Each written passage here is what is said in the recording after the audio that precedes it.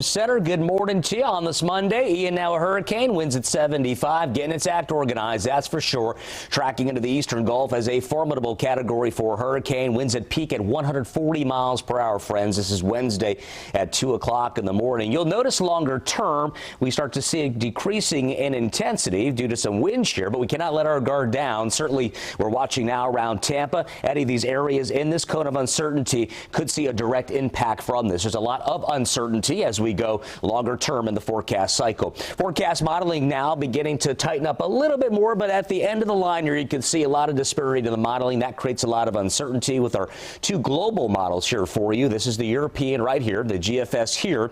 Now, the Euro's got a little closer approach there toward Tampa. The GFS gets close, but continues riding northbound right on into the spur of the Panhandle, just east of Apalachicola Bay. The Euro goes blasted on through there as well, and into southern Georgia longer term. Both of these scenarios here look like they move in to portions of the deep southern states as a huge rain threat. Our exclusive Fox model also now in line with the GFS thinking, riding up through the eastern Gulf, spreading the impactful canopy of winds as far east as the Atlantic side beaches. Tropical storm force gusts certainly in the equation there, and as we get a little more confidence in the forecast, we'll be able to decipher who sees what with wind speed. Still early in the game, but I want everyone to prepare for the potential for damaging winds, of course, isolated tornadic risk and some of the stronger rain bands and torrents of heavy tropical rainfall. That's a look here at the Fox model. Again, moving up toward the area there in the Panhandle toward the I-10 corridor, and rainfall it's going to be tremendous with this.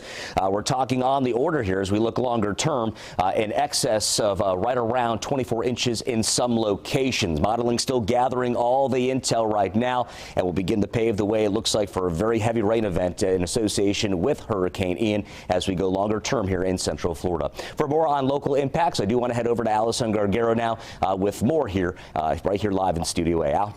Well, good morning, Jamie. We do have a heightened threat for some isolated tornadoes here. That's going to be on Thursday, so just something to keep in mind. But I do want to mention the very heavy rain that's going to be possible, not only here locally, but also in the counties that are well off to our south right now. Key West is under a tropical storm warning. That's going to be the orange color you're seeing on your screen. The pink is a tropical storm watch. That's for Fort Myers and south, but up closer to the Tampa area, they are under a hurricane watch at the moment, and likely going to be seeing some of these watches and warnings actually extending out to closer to our viewing area, likely later today, if not early tomorrow. But let's take a look at those threats. Tropical heavy rain, that is going to be the name of the game, especially throughout the middle of this week, which could lead to flooding in some areas. So just something to keep a very close eye out for. There's a heightened risk for damaging wind gusts, and we are looking at a moderate risk for some isolated tornadoes that could potentially spin off as Ian does get closer to the Florida Peninsula. We are on the east side of the storm, so anywhere is going to be fair game across the viewing area. All the areas shaded in yellow on your screen are under a slight risk for that potential threat.